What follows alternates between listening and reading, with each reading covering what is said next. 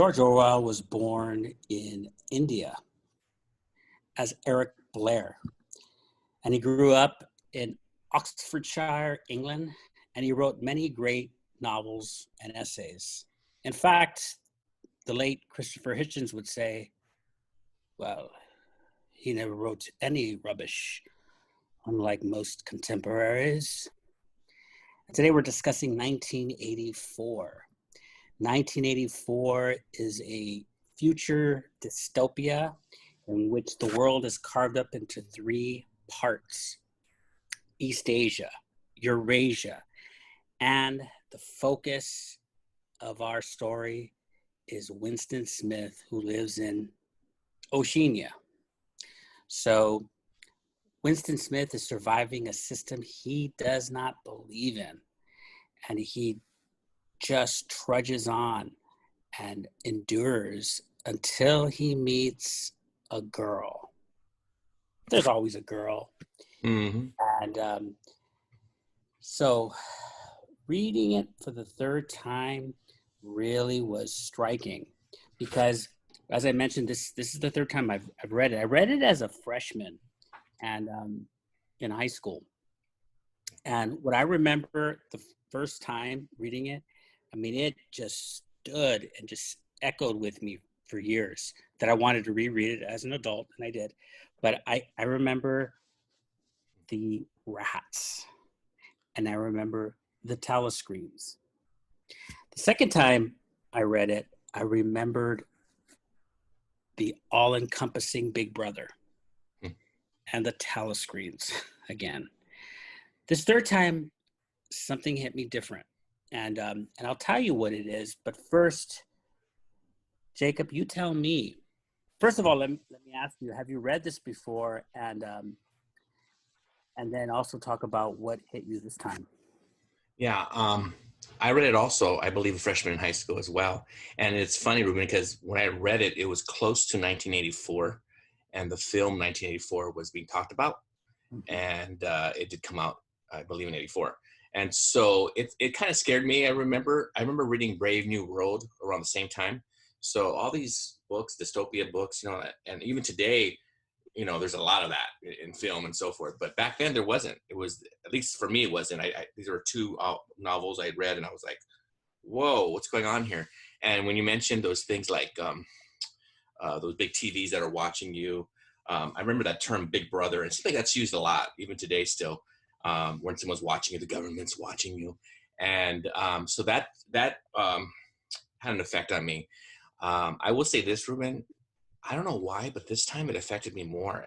I would read it in the evenings, and I had a hard time sleeping. I was dreaming it a lot. I was dreaming that I was in the world of 1984 with Winston and so forth, and just that darkness that I felt like suffocating because it was so people watching you, listening for you. Listening to your conversations, and you can't even have a relationship like you do today, where you can have a relationship without anybody having to be in your business unless you let them. But yeah, I definitely was affected back then, but I think more so today as an adult. And but I would say this last thing. What in particular affected you? What in particular? Okay. I would say, since we're teachers, Ruben, I know for me, as a teacher, what affected me most was like in part 1, chapter 2, the beginning of the book, and it's talked about later on. It's when children, there's actually this quote I'm going to share. It's called, it is normal, it's almost normal for people over 30 to be frightened of their own children. It just hit me. It was like, man, adults, parents can't even live their lives without the fear that maybe their kids are going to turn them in if they say something against what maybe the government wants them to talk about, and they're being educated. They're being brainwashed to think a certain way. And I think about our own students, Ruben, that it's so easy to do that. I'm not to that extreme maybe, but to say things to get kids to think a certain way. And so I'm always really careful about even sharing. I try not to say anything political. And if I do, I try to get both sides, because I think kids, they just listen to us and they want to know what we think and so forth. But I think we as adults, we as teachers have to be careful with that. And then watching and reading this in the book, it just terrified me, and it affected me that these kids were doing that, and I could see it happening today. And I remember we just had this, or we're still going through this COVID situation where I was reading some articles where kids were, were telling on people who weren't wearing masks or who weren't following mandates. I said, wow, that just kind of takes me to the book. But anyway, that's what really affected me. How about you, Ruth? So to me, what hit me was the 2-minute hate. And the 2-minute hate is this kind of persuasive tactic that the state imposed upon the people to direct their hate at will, just to direct their hate at the enemy for the moment. For the moment, it was Emmanuel Goldstein and his party. And he was the object of hatred that you direct your vile at.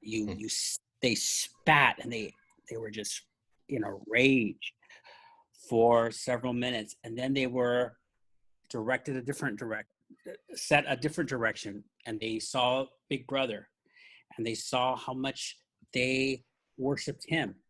But Winston started also believing.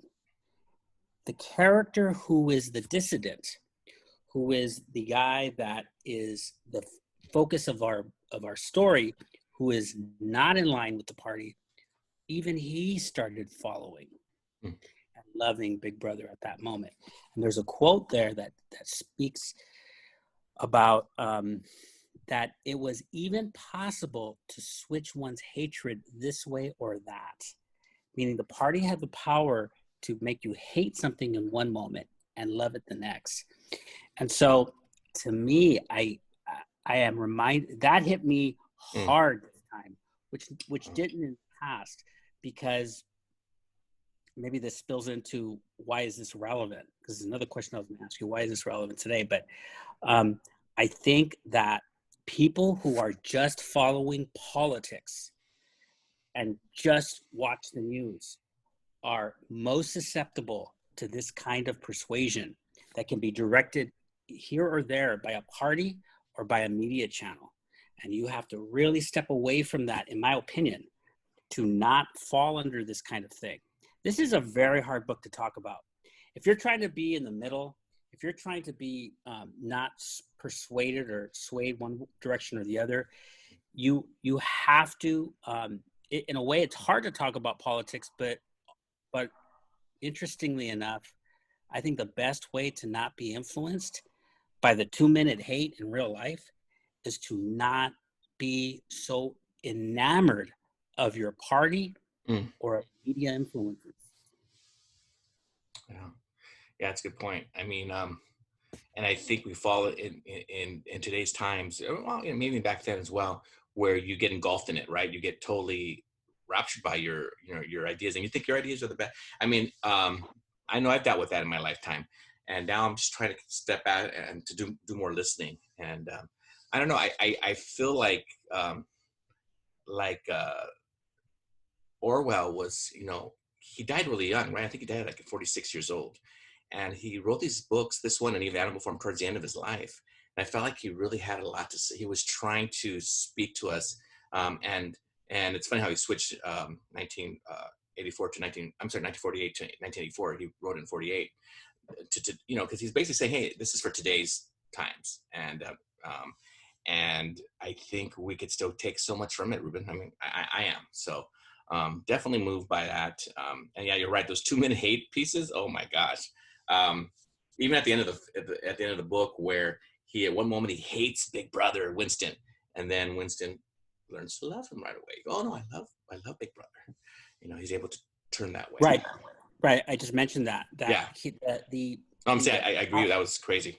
The power of the way the state can flip you. I know. Based on their influence, right. Based on images. I do want to say also that at the center of this idea is their attack on the language, their attack on how people speak by eliminating words. This will go hand in hand when we discuss Orwell's essay, Politics and language, but I will say that there's a word that they devote a page or two to one word, and the word is doublethink.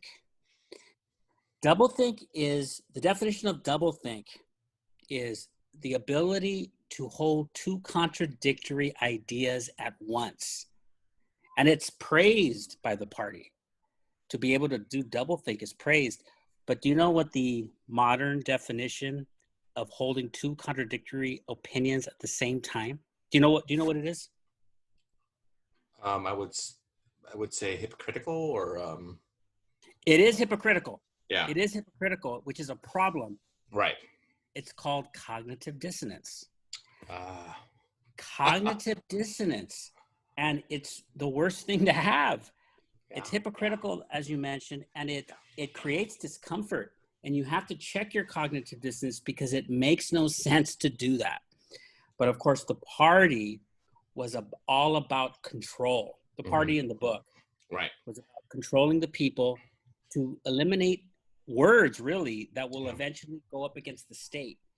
Because if there was language to attack the state, then the people will revolt eventually. So why not eliminate that language and have ultimate control? Yeah.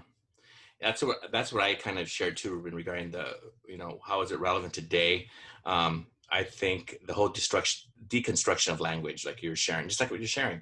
And for Winston, he worked, I guess, in like the Newspeak organization, the Ministry of, it was Ministry of not words, but Information. I think Ministry of Information. And so that's what they all did in his office, right? It was to deconstruct language and to eliminate words. And one of the slogans is "War is peace." They were just putting it down, just drilling it to them that war is peace, peace is war, and so you start not really sure, you're not even really sure, but you just kind of go with whatever the echo is, and you just follow the echo. And I think sometimes, we do that today. We worry, we just hear it on the TV, da da da da da, and then you just kind of okay, da da da, okay, and without really looking into it. You mentioned that he, Winston, worked with this ministry to change the perception through propaganda and at the behest of the party. So listen to this. Oceania, where Winston lived, was at war with Eurasia. But for some reason that was perhaps only known to Oceania, is that they had to switch up. Perhaps East Asia had invaded, or perhaps there was some kind of deal with Eurasia. And now in the present, the party slogan was that, hey, we're at war with East Asia. In fact, we've always been at war with East Asia. Right. And in order for that to happen in people's minds, Winston and everybody else who worked in that ministry had to change all kinds of documents to be in line with the party. And they were up all day, all night. They had these small breaks of sleeping time and intermixed, with quick coffee and sandwiches, and they were back at work again. And here's a line that was really powerful. History has stopped. Nothing exists except the present, in which the party is always right. There's no more past. It's just the everlasting present. Party's right. And it is so concerning because I believe that we are, I hate to say we're here, we're at 1984, but I've read an article in which somebody proposes that we are, not only are we here, but it's worse than can be imagined, because at least there was a telescreen that you could hide from in Orwell's 1984. Today, your telescreen follows you. And so, not to be all conspiratorial, but I will say that it's pretty chilling to see people who just always think one way according to who's talking behind the screen, and doesn't challenge anything, and doesn't check their own cognitive dissonance and ask themselves questions. There's something wrong with that. Mm-hmm. Mm-hmm. Yeah, and I think that that's what brings it relevant today. And I think sometimes we hear that all the time, like, oh, Big Brother, that we think, oh, it's just a slogan. But no, that was just one piece of 1984. The whole idea of changing language, the idea of there's no privacy anymore. There's no freedom to have speech. And that's a big one. I think that's one of our biggest freedoms, Ruben, is freedom of speech. And I think here in this world, 1984 world, you don't have it. And I think today we see that in some places where you're not free to say certain things. And you say, oh, well, I can't say it this way. Or if I do say it this way, I'm going to have all hell come on me, right? And so you see that with the comedians right now, where they can't say certain things, or they might get slapped in the face. And it's just, it might sound a little minor, but it's major when if you keep doing that over and over again, people are going to start saying, well, maybe I can't talk. So it's definitely something we have to look at. I think this book should be a requirement, to tell you the truth, for all, especially for all high school students. But I think if you have a chance, and I hope people who are watching this pick up this book and read it. It's such a good one, and I think you'll see the relevance of it. So how would you teach it? Well, I was thinking about that, Ruben, as I was reading it.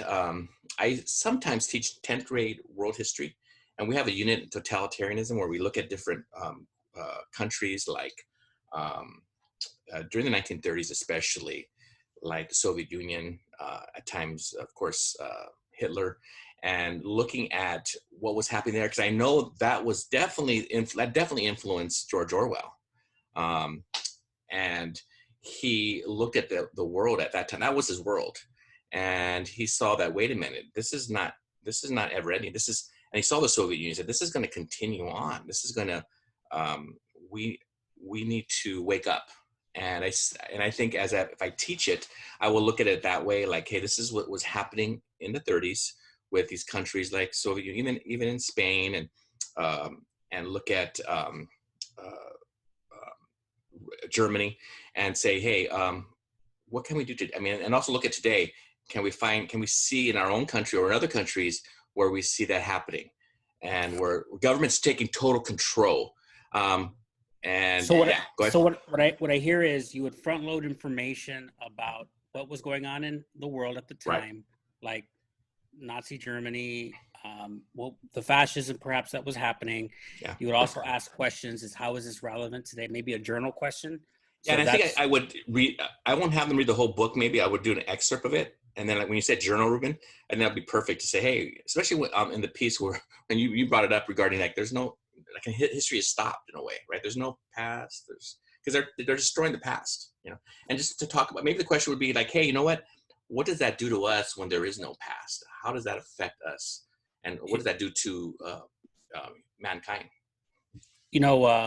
Pol Pot, when he was conducting his own purges in Southeast Asia, his henchmen and him had this concept of year zero. They were at year zero, meaning civilization is starting now. We are on the brink of really heaven on earth, which is, of course, propaganda. Yeah. And we can see it today. But this idea of they were at the start, there is no past, right there, the concept of year zero. The way I would teach this is, it's pretty wild. And Pol Pot was a communist from Southeast Asia, but lest anybody have any doubt as to where his thoughts came from. He was educated in Western Europe, and some of these ideas, real fascistic ideas of fascism anyway. So let's the way I would teach it is you mentioned Brave New World. I would perhaps I've taught this before, and I've done things like this where I would create 3 different groups. One group would be 1984. They read that book. Another group would read Fahrenheit 451. Another group would read Brave New World. And you could interchange that with, there's so many great dystopias, or, this future nightmare, and you would define dystopia. You would Nice. say, hey, which dystopia do you think is more realistic? Huxley's, Orwell's, or Bradbury's, and everybody has a role in each group. One person does vocabulary; they're only in charge of vocabulary. Another person's in charge of theme and conflict. Somebody else reads from the book and presents something, some kind of art piece from the story, and that way everybody reads all three books in a different way. Everybody gets a sense of each book. So I like that. That's great. That's a great activity. yeah, it's great too, because you can always, and you can build from there. You can open each day with a different film. So Matrix Monday, Minority Report Tuesday, and you get the language of dystopia. You get the students to start thinking about these writers: Asimov, Heinlein, Bradbury, Orwell. They thought the purpose of the dystopia in science fiction, not always, but often, is a warning to the present. They're talking to you today. If you don't check yourself, you're going to end up like this. So, excellent. Really, really good book. It was good to revisit 1984. We're considering and discussing Orwell this week. We will see you next time, everybody. Bye-bye.